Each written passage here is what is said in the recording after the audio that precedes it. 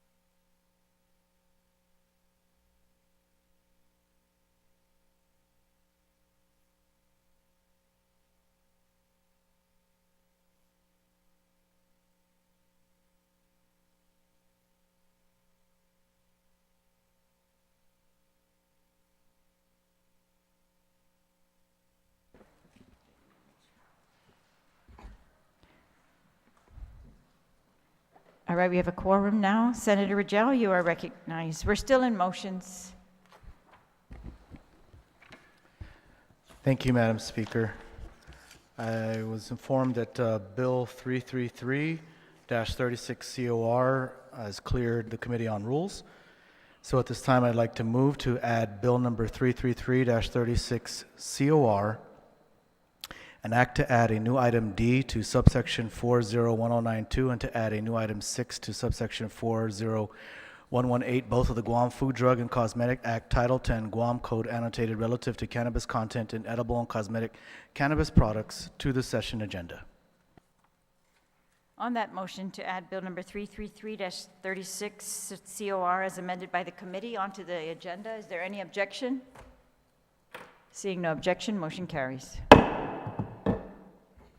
We're still on motions. Are there any other motions? If not, we'll move to the second reading file.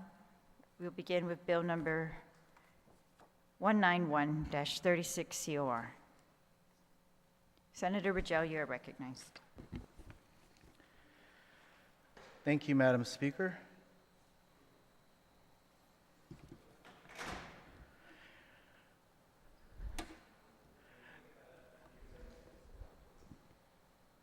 Sorry. We'll take a 1-minute recess to raise the tables.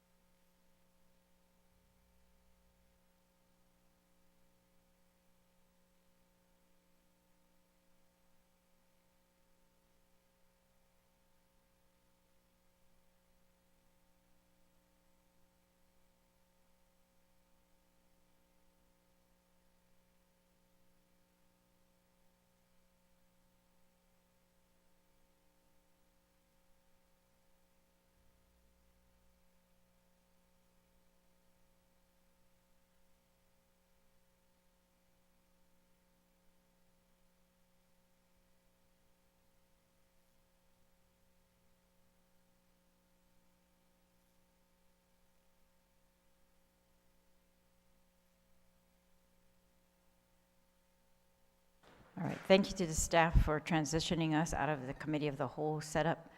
Senator Rajel, you are recognized on Bill number 191-36 COR as amended. Thank you, Madam Speaker, for the opportunity to speak on Bill number 191-36 COR, as amended by the Committee on Economic Development, Agriculture, Power, and Energy Utilities and the Arts, an act to amend subsection 3402 of Article 4, Chapter 3, Division 1, Title 9, Guam Administrative Rules and Regulations relative to allowing wild deer to be taken and harbored as livestock. It's important now more than ever that Guam develop a robust and sustainable agricultural industry. Raising livestock has been a practice on Guam for hundreds of years, but in recent decades, this practice has faded. Perhaps it's a matter of convenience, perhaps it's a change in attitudes. Whatever it is, after World War II, Guam began to farm less and less. Guam began to rely more and more on imports. In fact, we import at least 90% of our food. This reliance on imports is dangerous. It is not secure. If the ships stop coming, the food stops coming. We can live without a lot of things, but we can't live without food. Due to global supply chain problems, we're seeing firsthand our vulnerability. Just go grocery shopping at any grocery store, and you'll see empty shelves and missing food items. We're fortunate that there's still enough food for us to survive here on Guam, but the potential for a dangerous food shortage is a real thing. And we on Guam are very susceptible to this because we hardly grow or produce any of our food. Wild deer on Guam is an invasive species. It's not native to the island, but it has adapted well to the jungles of Guam. It's a bit of a delicacy on Guam, as the only way to really get any deer meat is if you know a hunter. Hunters at times encounter orphaned fawns in the wild, but it's currently against Guam law for these fawns to be removed from the jungle. However, it is currently legal under Guam law to raise deer as livestock.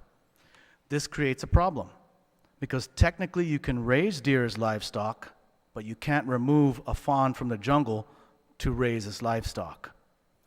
This bill will clarify this discrepancy with the law and make it legal to take an orphaned fawn from the jungles of Guam and raise that fawn as livestock. I ask my colleagues for support on the measure. Thank you, Madam Speaker. Thank you, Senator. On the bill, would anyone like to be recognized?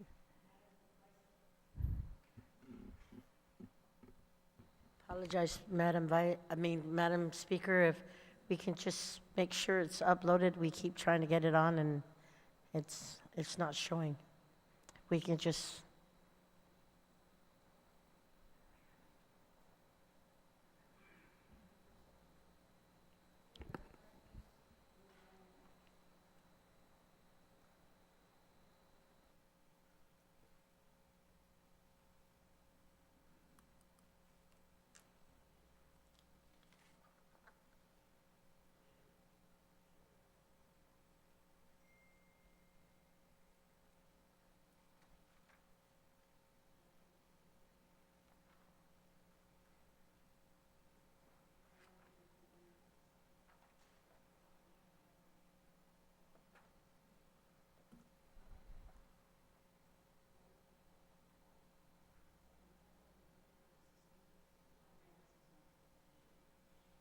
Where are they?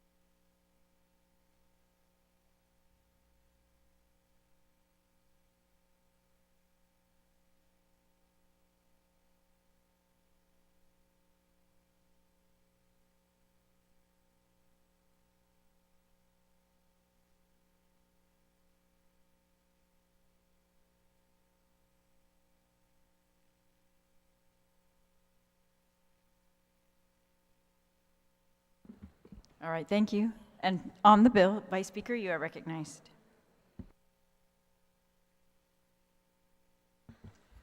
See this, Mossy, Madam Speaker, I promise I'll make this short. I just like to note for the record, Madam Speaker, that I stand in support of Bill 191-36 COR as introduced by the good senator from Inarohan. But literally, as he noted earlier, as we look at our local economy and us recovering and having to rebuild, and as we look at giving the opportunity for our people to literally go back to the basics and start hunting. I don't know if you guys know that every year Department of Agriculture does it also with hogs and literally allowing for wild deer. I think will at least help us out, and I think that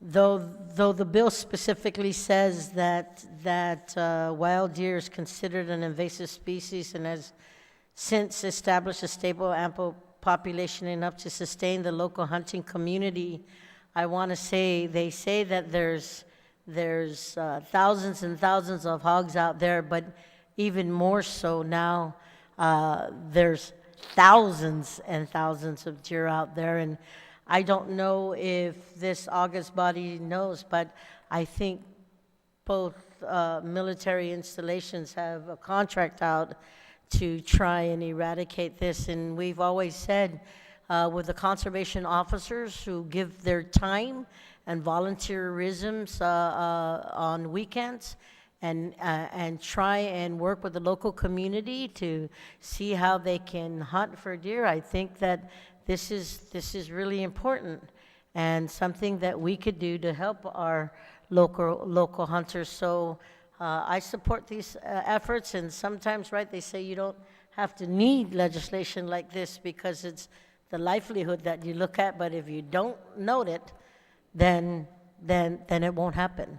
So this opportunity is there, and I support the efforts, and I want to thank the good senator for literally, as oversight chair of agriculture, to make sure that this gets included. So I rise in support of this measure and ask my colleagues to help support this effort.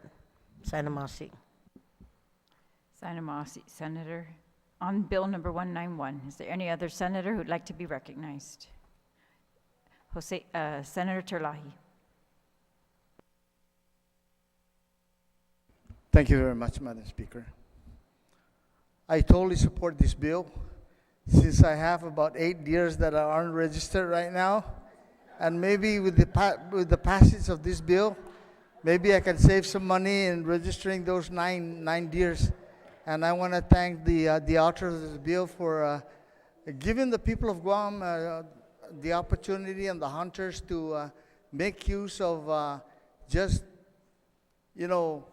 killing those deers and using it for food. And I want to say that I do support Bill 191. Thank you very much. Thank you, Senator. On the bill, is there any other senator who'd like to be recognized? On the bill? If not, then Senator Rajel, you may close on the bill. Thank you, Madam Speaker. This bill works well with the recent funding this legislature provided to the Department of Agriculture to purchase a USDA-approved mobile slaughterhouse. No meat can be sold in Guam stores without a USDA-approved slaughterhouse. Imagine a Guam where local farmers and ranchers can raise deer as livestock. Now imagine a USDA-approved mobile slaughterhouse going to that farm or ranch, maybe even Senator Peto's ranch, to process the deer on site. According to the USDA website, the USDA's FSIS-inspected mobile slaughter units provide a feasible option for small red meat and poultry producers wanting to provide safe, wholesome products to local and interstate markets. I've spoken to the USDA inspectors who are here on island, and they've told me that they're just waiting for Guam to get a slaughterhouse, and they've told me that deer can be slaughtered in a USDA-inspected slaughterhouse and sold. Now imagine locally grown, USDA-approved deer meat or venison being sold in Guam stores. Imagine going to a local restaurant and ordering fresh, locally raised, grass-fed, Chamorro-style venison stew, aka Karan Banadu. Imagine our tourists coming here and ordering that food and then posting that food online and bragging to their friends about the USDA-approved Guam venison. This is the Guam I imagine. My colleagues, please vote for this bill and turn our imaginations into reality. With that, Madam Speaker, I'd like to make a couple of motions. One, first to add a couple of co-sponsors, Vice Speaker Tina Muñoz-Barnes and Senator Pito Terlahi. On that motion to add co-sponsors, is there any objection? Seeing no objection, motion carries. Thank you, Madam Speaker, and I move to place this bill into the third reading file and ask my colleagues for their support. On the motion to place Bill number 191-36 COR as amended by the committee and further amended on the floor into the third reading file, is there any objection? Seeing no objection, motion carries. We're now on Bill number 333. Senator Rangel, you are recognized.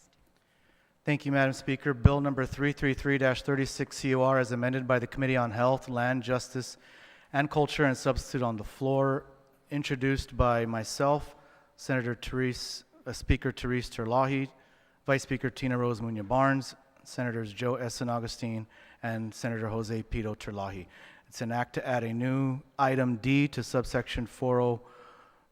Before I continue with this, actually, Madam Speaker, if I could move to substitute this with a version that was proffered by the legal counsel, by the Legislative Legal Bureau. All right, so this is as amended by the Committee on Health, Land, Justice, and Culture and substituted on the floor. Is there any objection to that motion? Senator Ada. Madam Speaker, we can just take a 1-minute recess just to see the, Sure. read over the bill. 1 real minute quick. recess.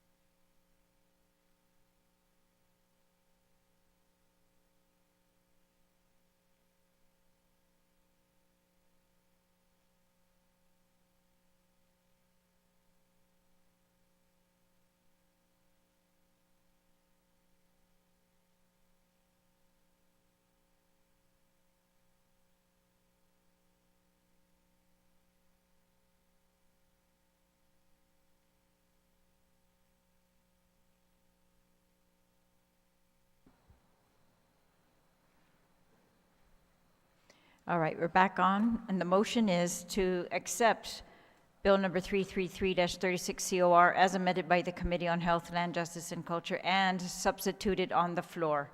Is there any objection to that motion? Seeing no objection, motion carries. Oh, sorry, Senator Perez. Thank you, Madam Speaker. Just for the benefit of the listening audience, if the sponsor can go over the substitute bill, what were the changes based on versus the amended version? Would the sponsor yield? Yes, Madam Speaker.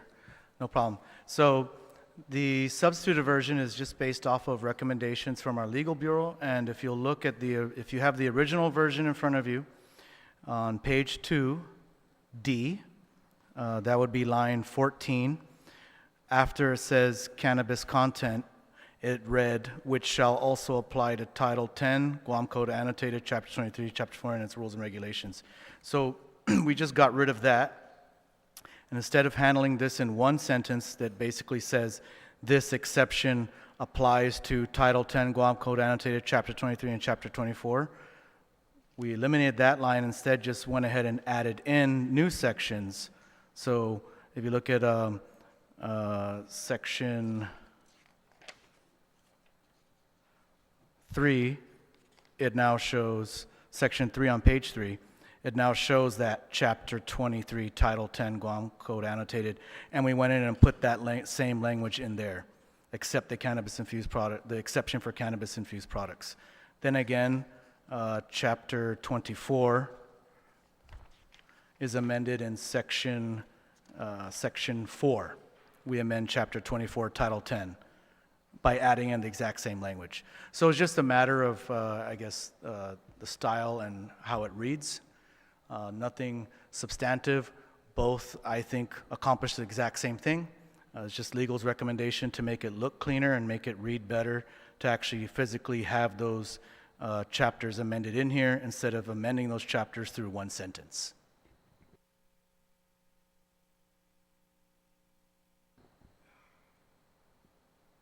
So if that answers the question, Yes. Madam Speaker? Thank you, Senator. So we're going to take the vote now on the motion to substitute the bill on the floor. Is there any objection? Seeing no objection, motion carries. Please proceed, Senator. Thank you, Madam Speaker. Now on the bill, an act to add a new item D to subsection 401092, a new item 6 to subsection 40118, both of the Guam Food, Drug, and Cosmetic Act, to amend subsection 23102 of Chapter 23, Eating and Drinking Establishments, and to amend subsection 24103 of Chapter 24, Food Establishment, all of Title 10, Guam Code Annotated, relative to cannabis content in edible and cosmetic cannabis products. Is that a motion to place on third? Yes, sorry. There's a motion to place, Oh, no, sorry, no. please proceed Sorry. to discuss. Yeah. Yes. Madam Speaker, the cannabis industry is well underway. Just yesterday, the Guam Cannabis Control Board approved the responsible official licenses for 2 potential cannabis businesses on island. There's still a few more steps to go for those businesses to become fully licensed cannabis businesses, but this is a huge step towards making a cannabis industry on Guam a reality. A major part of a cannabis industry is the sale of edibles. Edibles are important not only for the industry, but they're also important because they offer another means of consumption, especially for people who do not want to inhale smoke. Especially for medicinal patients who either do not want to or they have medical conditions that prevent them from inhaling smoke. Edibles also last longer, which also makes them a preferred option for many medicinal patients.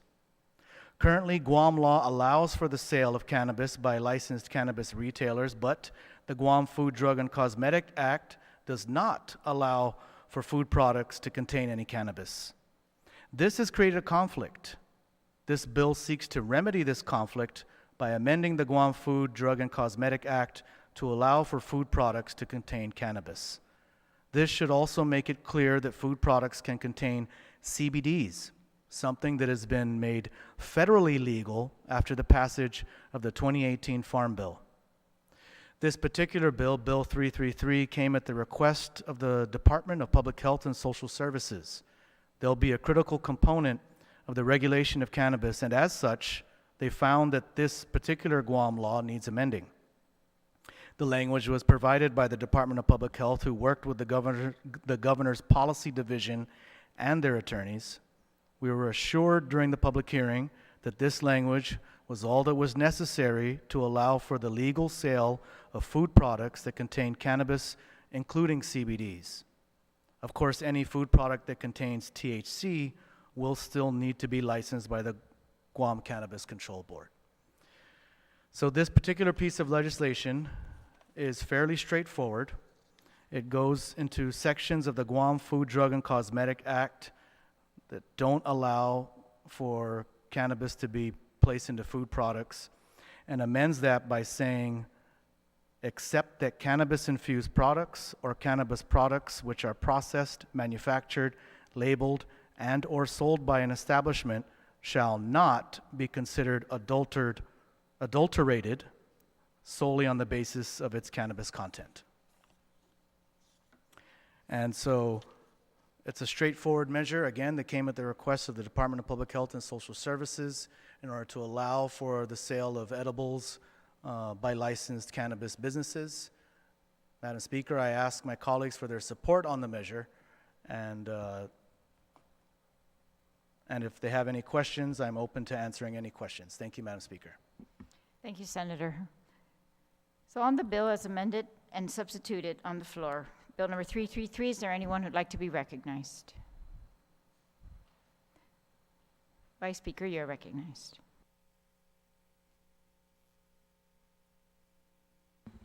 Situ Asmasi, Madam Speaker, for giving me the opportunity to rise in support of Bill number 333-36 COR as introduced by Senator Clinton Rigel, and I want to thank him for making me a part of the co-sponsorship for this legislation. And Madam Speaker, I just want to note for the record that since the passing of the KC Conception Cannabis Act many years ago, we still have been trying to get a full implementation so that our people will never have to worry about, especially those suffering from debilitating health issues, to be able to get access to what is so gravely needed and or painfully needed. And I just want to thank the good senator for literally facilitating and following it through and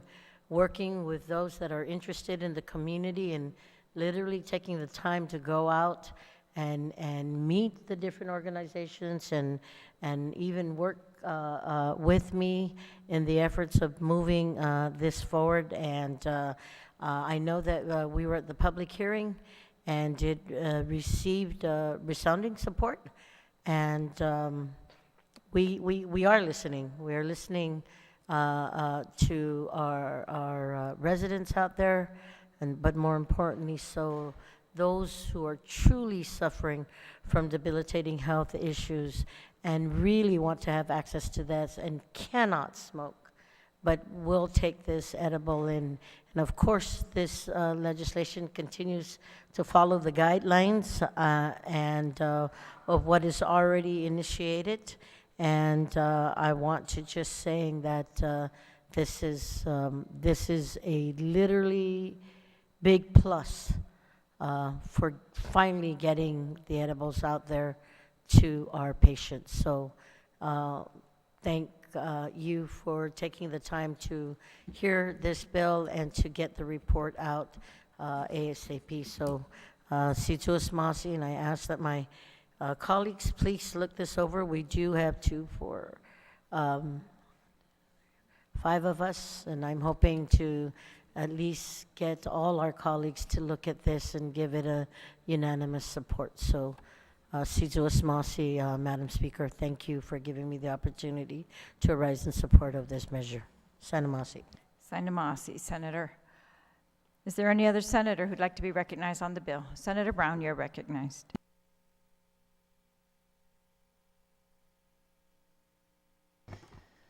Thank you very much, Madam Speaker. And I did want to see if the sponsor, because I was a bit concerned. I'm not I understand the need for medical marijuana, but obviously this is not where it's limited to with the passage of the previous legislature with cannabis. But I did want to ask, because there was a case in the media not too long ago about an underage child being made to, and again, I don't know the details beyond that, to consume an item that was infused with cannabis. And I just want to know what protections are out there for children, very similar to alcohol, cigarettes, whatever the case may be. So that while we're almost mainstreaming this process by allowing this, how do we address those cases for those that are underage that we would not want to see consuming cannabis? How and what are the protections that are in place for that if this is being sold and anyone can purchase it? What are the restrictions with regards to that? Would the sponsor of the bill yield to this question? Sure, absolutely. One of the first restrictions is, of course, no minors would be allowed to enter any establishment that's selling cannabis. And in fact, the unfortunate incident that my colleague raised is an example of cannabis edible that was not sold legally in an establishment. That's an illegal edible that someone got their hands on via the black market. In addition, that was an edible. My understanding from the article that I read, it was a gummy, and currently gummies aren't allowed to be sold in stores that contain gummies that contain THC. So some of the safeguards are the regulation of this industry. Safeguards are having an industry where there are retail establishments that are not only selling these products, but also educating consumers about these products. So, when you buy a gummy on the streets, the street dealer is not educating you on what's in the gummy. When you're buying it from a retail establishment, it's in their best interest to educate everyone that they sell their products to, because they obviously don't want any negative stories like this to come out. So it's in the best interest of a well-regulated industry to sort of self-regulate themselves as well by educating their consumers, educating the public about certain dangers that may arise, especially when involving children. In addition to that, the rules and regs also specify a lot of requirements with regards to packaging. The packaging has to be clearly labeled. In fact, I think colorful packaging is not even allowed. The idea is to deter children from these types of substances by not putting the bright, fancy colors and fancy packaging. That's in the rules and regulations for the edible products. In addition to that, they have to be clearly labeled with what's in it. I don't have the rules in front of me right now, but I know there's a whole list of rules that deal a lot with labeling and packaging. And the purpose of the labeling and packaging rules are to deter and prevent children from getting their hands on these types of things. And in addition to that, the rest of it just comes down to, parenting. That's the honest truth. Right now, alcohol is 100% legal. And I know when I was growing up, there were ways to get your hands on alcohol, usually from your parents' liquor cabinet or a friend's parents' liquor cabinet, right? But it's up to the parents to educate the children not to give themselves a lethal dose of alcohol, which, by the way, alcohol can be lethal. There's thousands of deaths every year due to alcohol poisoning alone. Meanwhile, there have been zero recorded deaths due to overdose of cannabis. And the reason for that is simply because the toxicity levels of cannabis are so low that there hasn't even been a recorded death due to overdose from cannabis. However, thousands and thousands of deaths due to overdose from alcohol alone. So we have here a product that's been legal for a long time. Alcohol, you can get 151, liquor. It's 151 proof, stored in your liquor cabinet, and your kids can get their hands on it, and they can drink it. It's up to the parents, of course, to educate their kids to stay away from that liquor and the dangers of that liquor. It's also incumbent upon the liquor industry, the alcohol industry, to do education and outreach as well, which I believe they've begun to do more and more of. And it'll again be incumbent upon both the parents and the cannabis industry to educate the public and ensure that kids are properly informed and that we keep this out of the hands of minors. Senator Brown? I just wanted to further ask, just for clarification, I mean, what, is this concurrent now with the restrictions that are placed on vaping for underage, alcohol? Are we, at what age would you be able to legally consume an edible that has cannabis in it? Would you like the If sponsor of the bill could to yield. yield? Yes, I think it's important, Madam Speaker, just for clarification, also for the public and also for our own awareness. If we pass this, what's involved, and granted, yes, I understand the importance of education and outreach, and it's unfortunate these things happen. I mean, I can get through today, tomorrow, next year, 5 years from now, 10 years from now without having alcohol. I don't need alcohol to function. I don't need to smoke. I don't smoke. I don't vape. So it's not a personal issue for me.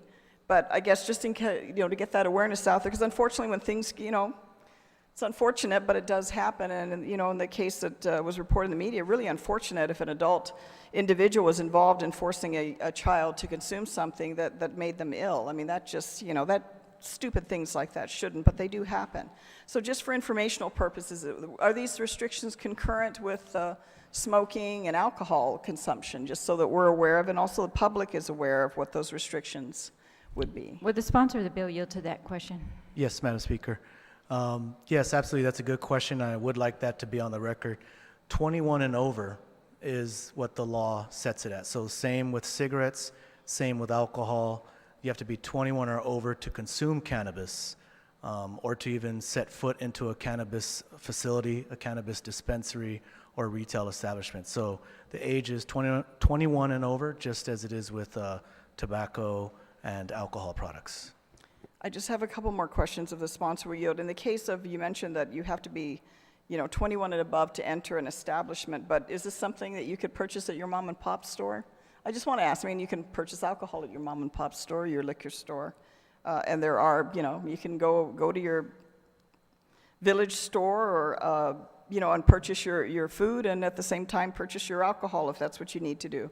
So how would that affect, for example, an underage going into their village store, your other markets that you have here? How would that be? Would they be able to sell in like your average village store, or cost you less, or whatever the case may be, that you would the sponsor shop of the at, bill just to get that further clarified? Would the sponsor of the bill yield to that question? Sure, absolutely. Currently, as it's structured, I believe the answer to that's no. For example, I think right now they're not going to allow licenses for dual, like you can't have alcohol and cannabis at the establishment, so that would immediately cross out every mom and pop store on Guam that sells alcohol. In addition to that, there are other stricter things. The establishments would have to go through a much more rigorous licensing process than it takes to open a mom or pop store. They have to get licensed with the Cannabis Control Board, which, as I mentioned earlier, 2 businesses have recently been given the first step in the license. There's a multi-step process. The very first step is just to get a responsible official licensed. So these 2 businesses have got their responsible official license, but that's just the first step. They still need to get their facilities licensed, and there's several other steps along the way. I don't remember all of them off the top of my head, but it definitely seems like a much more rigorous process than an average mom or pop store. In addition to that, the law also contains in it restrictions for where cannabis can be sold. It has to be 1,000 feet from any church, school, public park, I believe it's church, school, and public park. So that in and of itself restricts a lot of the areas where cannabis can even be sold. So it's not something that's going to be able to pop up in every mom and pop store or like in every Cost-U-Less, for example, and especially with the exclusion from allowing the sale of liquor and cannabis together. Senator Brown, you I just have one other question, if the sponsor will yield. But does this prohibit now? I mean, would I be able to, whip up my next batch of brownies at home and infuse it with cannabis that I grew out in my yard? Would that be legally allowed? Would the sponsor of the bill yield to this question? Yes, it's currently legally allowed. Just in terms of personal consumption, but if you're actually selling it, then you have to meet these requirements. I'm just Correct. asking for clarification on that. Correct. Personal consumption has been legalized since the Guam Cannabis Industry Act, which legalized homegrown cannabis. You can grow up to 6 plants, and you can make your own brownies or edibles currently. I appreciate it. Thank you, Madam Speaker. I appreciate the sponsor clarifying, because I think it's important to do that. I mean, I recognize, we live in a society now, and again, medically, I think we understand. A lot of people argue, and on my view, I mean, we put it out for referendum for our people to vote on medical use of marijuana, and our people said, yeah, okay. And then we said, oh, well, we can't get the rules and regs together. Let's just decide on our own, and let's just allow it. And some people are very good with that. Others kind of, well, we don't know. What are we allowing? But I think it's important to make sure it's properly regulated, to make sure particularly our young people, I guess when you get a certain age, you can make those choices and live with the consequences. But certainly I think it's important to protect members of our community, particularly our children, because that most recent incident, I hate reading the news sometimes because these disturbing stories come up. But we want to make sure those in our community, particularly our children, are protected. And when they're old enough to make their responsible decisions, then I guess that's their choice to make it. But I'm hopeful again, always hopeful, that our government through public health will properly regulate these operations so that the issues and concerns that have been raised are not something that we have to deal with. It's always a challenge for the government itself to get out there and do the inspections even on restaurants to make sure that they're meeting the requirements. But I certainly appreciate the author responding to my questions so that we can be well informed with regards to what we're authorizing in the passage of this bill. With that, Madam Speaker, thank you for the opportunity to ask these questions, and thank you to the sponsor for responding. Thank you, Senator Brown.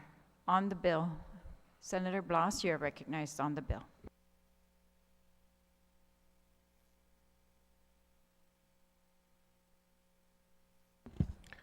Thank you, Madam Speaker. Madam Speaker, I don't mean to be a stickler on this thing, but just for the purposes of making sure that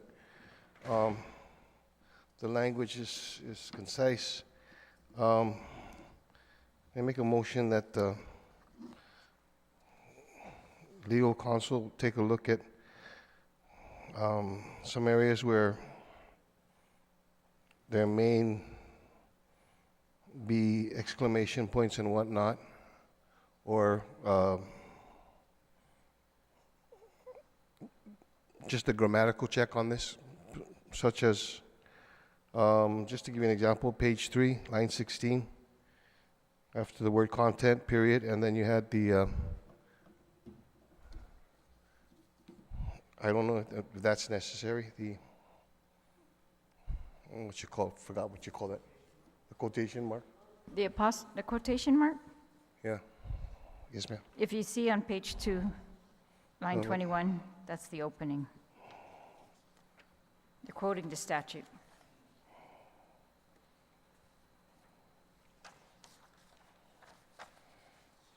I just to make sure, I just don't want it to be.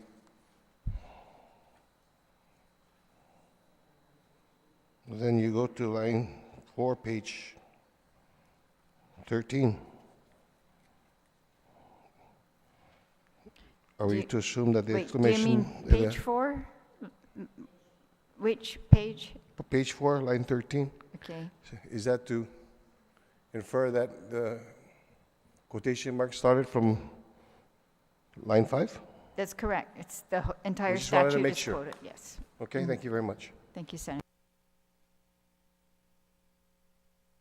Is there anyone else who'd like to be recognized on the bill? Senator Taitsugui, you are recognized. Thank you, Madam Speaker. Madam Speaker, I just have a question to the author of the legislation, if he should yield. Please state your question. Thank you, Madam Speaker. I attended the public hearing. There was quite a bit of individuals who came to testify. I didn't find one person out of the 8 people that came and testified not in favor of this legislation. We're basically mirroring what they had in the farmers' bill that was passed by Congress. Well, not passed at this point, right? So they're still working on, but there are certain languages that is already in law on the federal side to address it. But there was a concern that was raised by one of those who testified, in fact, Attorney Tom Fisher, requiring a certain section of the legislation. And if that was addressed in the bill, his concern?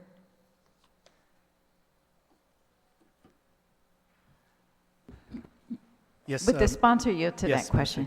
The answer is, I don't believe so. We did not include that particular language, and I don't recall exactly why at this time. If I may, Madam Speaker, take a short recess. I'd really like to speak to the sponsor of that to ensure maybe it was something that was just missed. We just had this public hearing not too long ago. It wasn't missed. But if we can take a short recess to look at that, to maybe provide an amendment or even discuss with the author of the legislation if it's needed at this point. All right, well, would you like to, Take a short recess if I can.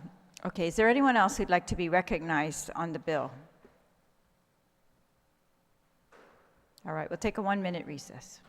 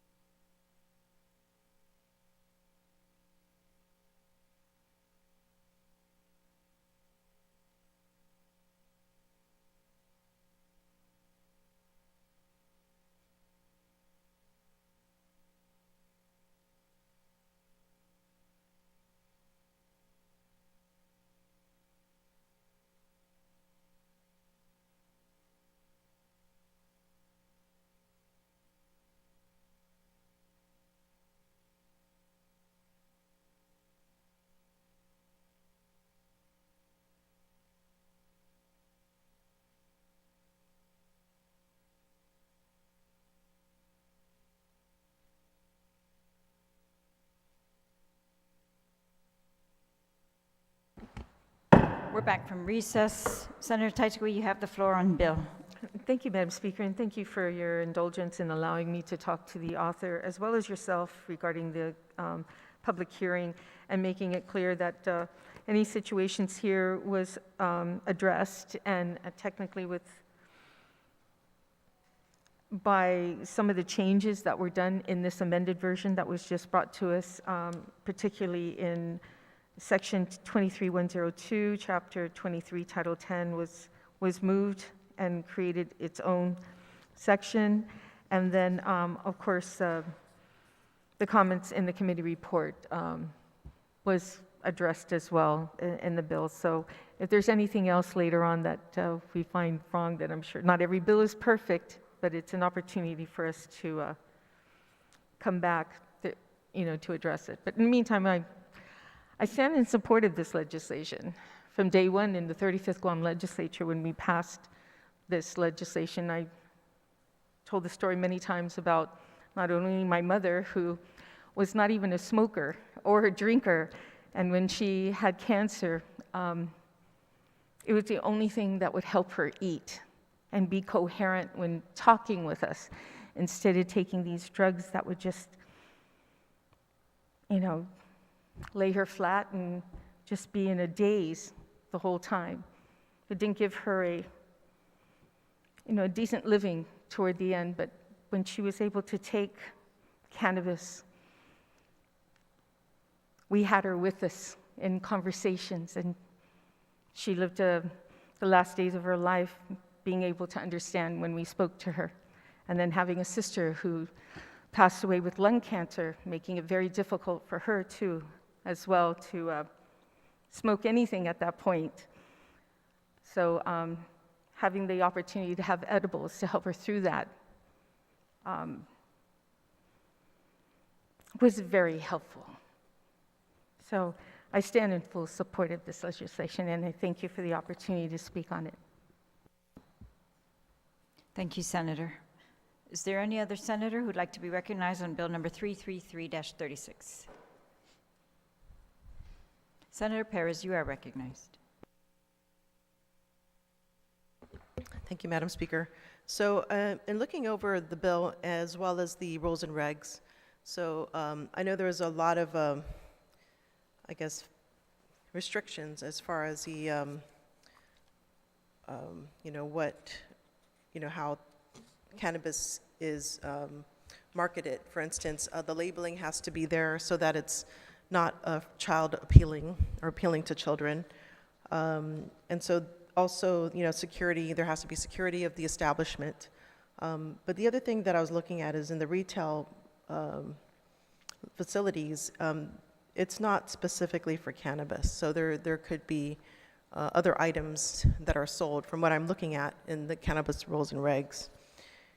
And so the other thing that I was looking at is the testing of cannabis. So there isn't a normal range or a specific range that is required in the rules and regs. It's just that it tests for certain components. And I know the bill, it says content, but the issue is concentration, I think. And so, I too am concerned about the youth consuming these products, and if they're in edibles, that even is more readily available. I think it's easier to access in many ways. So, I'm looking at the rules and regs, I'm looking at the bill. So I guess what sort of safeguards do we have to ensure that, the youth are, or I guess part of it is enforcement, obviously. It has to be enforced appropriately to make sure that, the youth or the people that are not legally allowed to use the product is not able to access it. And I guess for me, it's, concentration is the issue. And should it get into the wrong hands, which we know exist in our community, alcohol, underage alcohol drinking is, we see that, in our schools. And so too other drugs as well. And so I was just wondering if there's a way to kind of strengthen the language in this bill, Or is it a matter of really strengthening the rules and regs? Because, there's no mention of concentration from what I can see in the rules and regs. And I know the bill says it's not considered adulterated solely on the basis of the content, which I think that's an important distinction to make. So maybe if the author of the bill can expound on that, on the concentration issue. Would the sponsor of the bill yield to that question? Sure, Madam Speaker. I'm not sure exactly what the question is with regards to the concentrates, but or the concentration levels, but I do know that that's handled in the rules and regs. This bill doesn't deal with the rules and regs. It's specific to the Guam Food, Drug, and Cosmetic Act. So I don't really know what the question is or what exactly to expound upon.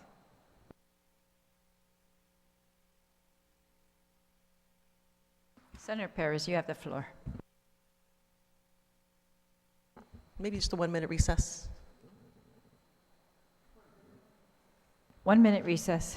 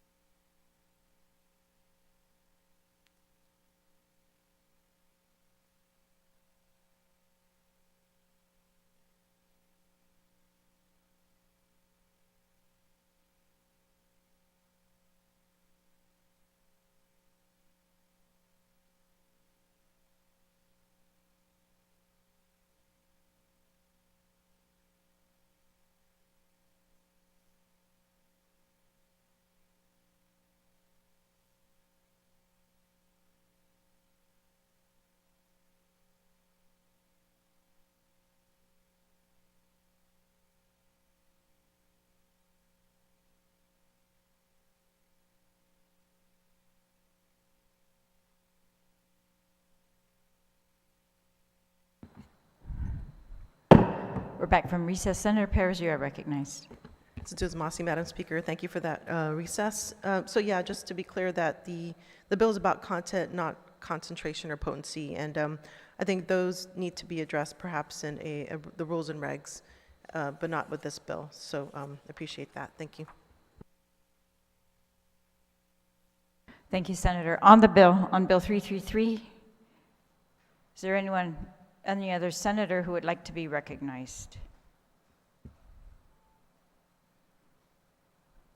If not, then the sponsor of the bill may close.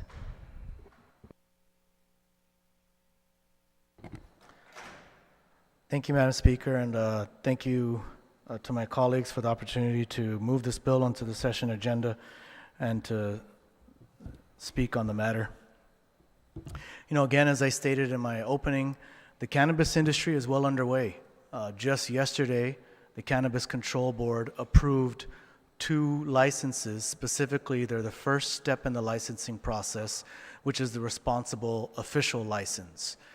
So with that, we know that there's already 2 separate businesses who are very serious about getting into this business and into this industry, so much so that they've already got the first step of the process completed with getting a licensed responsible official.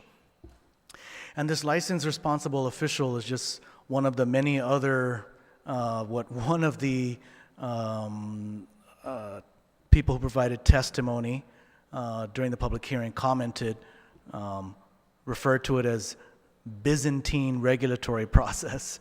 So in those words, responsible official is just one of the many parts of what was referred to as a Byzantine regulatory process. So we have sort of different sides of this. We have, members of the cannabis community, people who want to get into the business, who look at the regulatory framework as being over-regulatory and Byzantine, as one person pointed out. And then you've got others in here, for example, senators in particular, I believe, who were a little more concerned about ensuring safety. So I think currently the way that things are set up, we have a pretty good balance so far. You could argue a few things need to be changed here and there, but I think ultimately we do have a safe framework that's been set out. And I think that this bill will just clarify what needs to be clarified in order for the Department of Public Health to properly go out and regulate this industry. And again, I think that this is an industry that is well underway. I think that by allowing this industry to be properly regulated and safeguarded, allowing for the legal and regulated sale of cannabis, will in turn reduce the black market and the cannabis being sold on the streets. And why is that better? It's safer. That's why. It's simply safer because there'll be packaging requirements, there'll be more requirements in terms of understanding what's actually in the products that you're purchasing.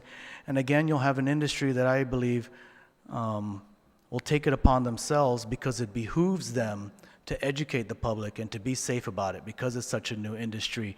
People who are investing money in this are not going to want their hard-earned money to be lost and to go away because the industry got shut down because they were bad actors, because they weren't being responsible with the industry. So I fully believe that those who are getting into this industry are going to want to make sure that it's a safe industry, a well-regulated industry, and they're going to want to ensure that they're educating the public about cannabis and ensure that they are educating the public about the safe consumption of cannabis.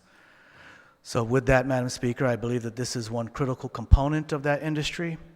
I thank you, my colleagues, for your time this afternoon.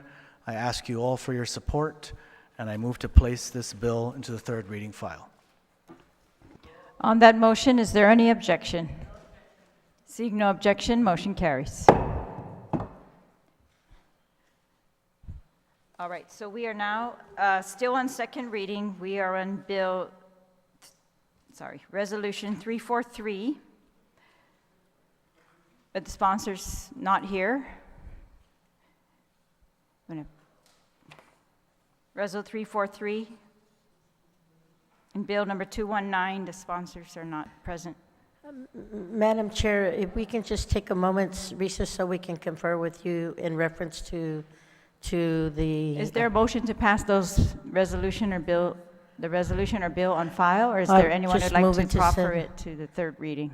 If we can just take a moment's recess before I make and just discuss with you, Madam Speaker, please? On behalf of the authors, because I moved to set aside those bills the other day, Madam Speaker. Right, so would you So- like to renew your motion? Because we're there again on the agenda. No, I just want to ask for a moment's recess first. Just 1 a minute moment's recess.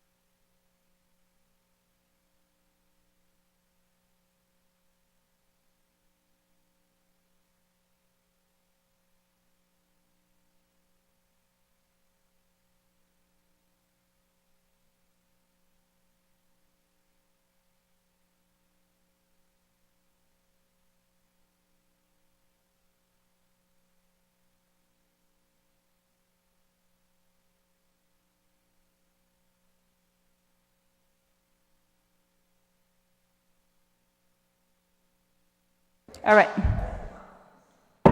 We're back in session. We are on resolution number 343. Vice Speaker, you are recognized.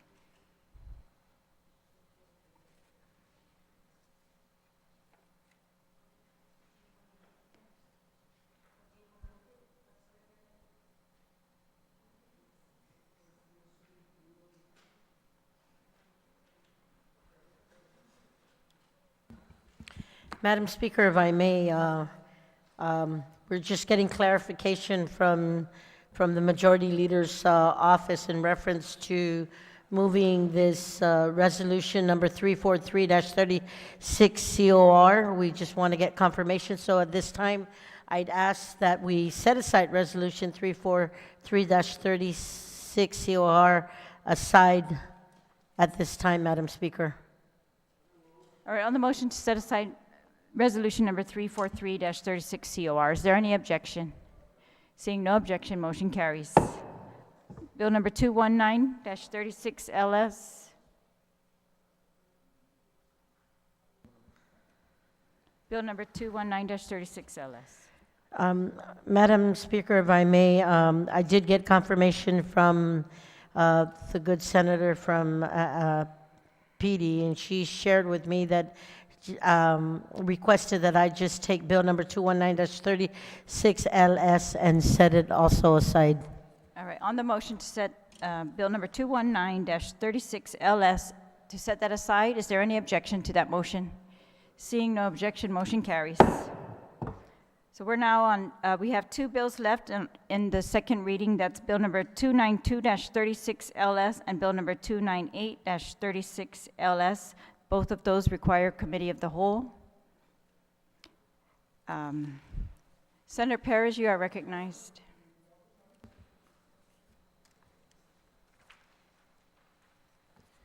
Tzituz Masi, Madam Speaker, notwithstanding House rules, I move to go back to motions. Motion to go back to motions. Is there any objection? Seeing no objection, motion carries. We're now on motions. Senator Perez, you are recognized. Tzituz Masi, Madam Speaker, I move to place the nomination of David B. Herrera as a member of the Chamorro Land Trust Commission from the Committee on Health, Land, Justice, and Culture to be placed on the session agenda. On that motion to place a nomination of David B. Herrera onto the session agenda, is there any objection? Seeing no objection, motion carries. Senator, Acting Majority Leader, Senator Perez, you are recognized. Thank you, Madam Speaker. I move to place the nomination of Michael C. Crisostomo to serve as a member of the Criminal Injuries Compensation Commission from the Committee on Health, Land, Justice, and Culture onto the session agenda. On the motion to place a nomination of Mike Chrysostomos onto the session agenda. Is there any objection? Seeing no objection, motion carries. Senator Perez, you are recognized. To do as Masi, Madam Speaker, I move to place the nomination of Dr. Marilyn C. Salas to serve as a member of the COSA's Museum Board of Advisors or sign a representative onto the session agenda. On the motion to place the nomination of Dr. Marilyn C. Salas onto the session agenda, is there any objection? Seeing no objection, motion carries.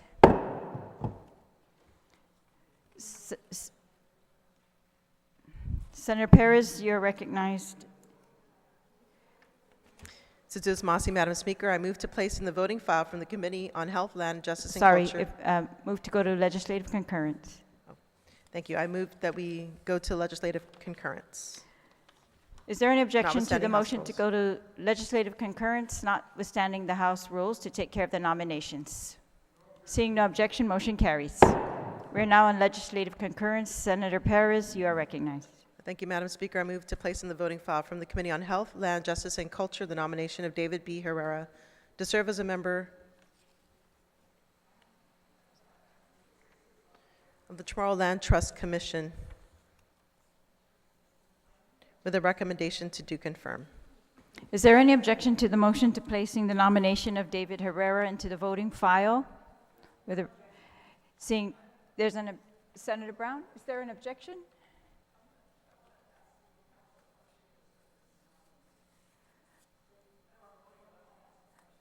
All right, well, we're on the motion to place it on the voting file. Is there any objection? 1 minute recess.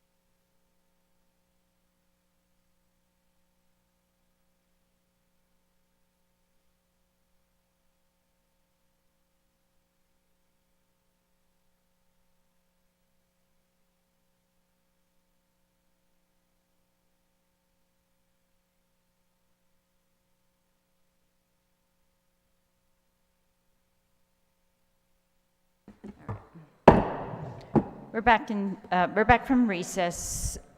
Senator Brown, the council would require more time for that answer. Senator Perez, Acting Majority Leader, you are recognized. Thank you, Madam Speaker. I move to withdraw my motion to place the reappointment of David B. Herrera onto the voting file.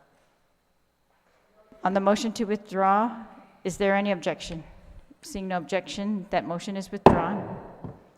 Acting Majority Leader, Senator Perez, you are recognized. Thank you, Madam Speaker. I move to place in the voting file from the Committee on Health, Land, Justice, and Culture the nomination of Michael C. Crisostomo to serve as a member of the Criminal Injuries Compensation Commission with a recommendation to do confirm. On that motion to place that nomination in the voting file, is there any objection? Seeing no objection, motion carries. Acting Majority Leader, Senator Perez, you are recognized. Mrs. Uzmasi, Madam Speaker, I move to place in the voting file from the Committee on Health, Land, Justice, and Culture the nomination of Dr. Marilyn C. Salas to serve as a member of COSA's Museum Board of Advisors, sign a representative with a recommendation to do confirm. On that motion to place the nomination of Dr. Marilyn C. Salas onto the voting file, is there any objection? Seeing no objection, motion carries. We're going to now recess until 9 a.m. tomorrow. So we're on recess until 9 a.m. tomorrow when we will, after legislative concurrences, go straight to the two more bills on our second reading, which are Committee of the Whole bills. So we will begin at that time. We will move into Committee of the Whole. All right, so recess until 9 tomorrow.